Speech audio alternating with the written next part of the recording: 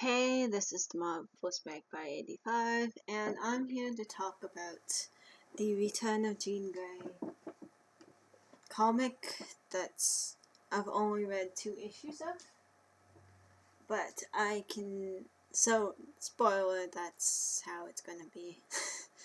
And I can tell you right now, the writing is not there yet. Like, I found it acceptable, but I can read more garbage tier writing than most people. I introduced it to my perfectionist friend who needs characters exactly in character, and she kind of reasonably accepts some variants of out of character with with a rough ability to be able to read it. Like Sabretooth and Xavier chapter where Xavier did a trek into Sabretooth's mind. That one she considers Xavier the character, but otherwise it works well. She likes it. But yeah, this comic, she's just like and I agree with her. Like, the teams were trash. It was really distracting to read anything involving the teams. It was a mess. I should say the good stuff first, but I'm reserving the good stuff for last because I want to end on a good note. Oh my god. Psylocke was there. Ordinarily not a very good. She's a very flat character. And I accept that. I accept sad characters. She could have so much potential. But she's become a static character after so long. And that's fine. But, oh good lord. Lordy. To say how my aunt would say it.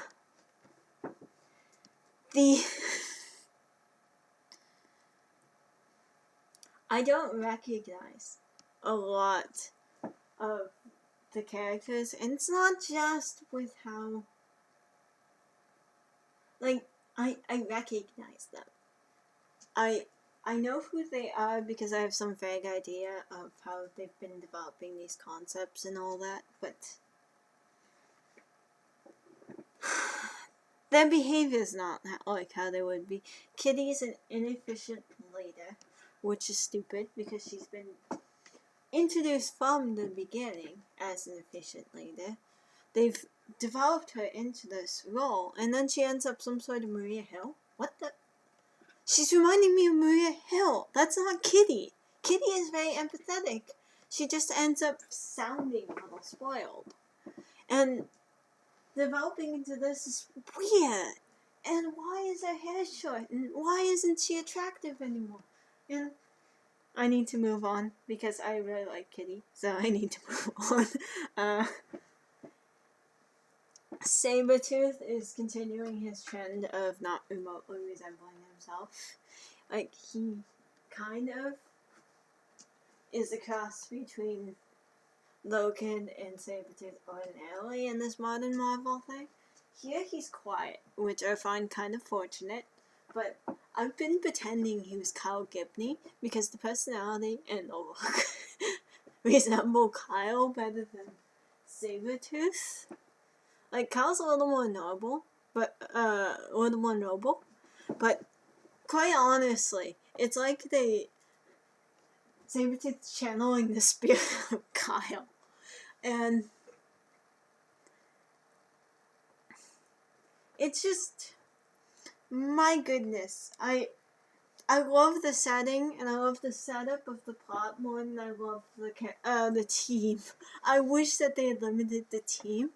I would have rather they did a slow introduction into the town, and then they bring in, like, on issue 3, like, Logan in the flashbacks or something. Because I wanted more. I was more intrigued by the town, and it wasn't even the best writing. I was just more intrigued by it. Because here's the thing. Jean's doing kind of an angst level revival, similar to how Madison got found in, like, this post-traumatic stress disorder induced manifestation of his power, where he was in the middle of a town of machines and everyone was protected, but these machines were working like clockwork, and Logan came in and took him out. It's similar. We have Jean pretending that everyone dead is alive, and they're showing up briefly, and it's cute. It makes sense. She's a character who always wanted to be normal, and she slowly had to accept the fact that she wasn't, and then she had to accept the fact that she had godlike power. So, we have her most traumatic experience, Annie, alive, which I loved how they introduced her. It's just amazing. And I was just like, whoa, shit. And her parents, who are dead and now alive. We had Jamie. We had all the Wondrous people. I loved it. And I wanted the town more experience. I wanted better writing. And got to see Scott trying to court her. And I loved the town so much more. Like, I know that the writing was subpar with the town, but compared to the garbage tier team writing, I loved the town. I wanted it developed more. I wanted them to focus on that town more. It was fine if they went out of character with that, because it's supposed to be this, what if Jean was raised in this ideal, like, small town where everyone's alive, sort of thing. So, it's not going to make sense. It's all in this fantasy. So,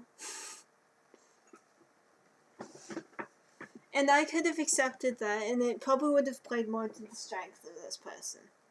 But I bet it was like, you have to insert this character, this character, this character, this character, this character. It's a major event when Jean comes back, so you must. And I think that wrecked this comic. Because if they just were able to focus on the town, they could have turned it from subpar into creepy, sort of the Visions level of, and I'll reread that at some point, Visions level of awesome. And it could have been an awesome little one-shot. And I find it a travesty that it's just, the potential was lost. And I will read 3 and 4 of this, but I'm not buying it, because, well, I'd want to rip it up, and I don't have the funds for buying something just to rip it up. I'm not Diversity in Comics, where he's got another job and he's also got Patreons. I can't do it. Maybe at some point in the future for my channel. But for now, well, that's my thoughts, my feelings on this thing. Ta-ta. And if you like what I did here, please like the video. Subscribe to me if you haven't already and you thought my voice was fine. And I'll see y'all probably next week.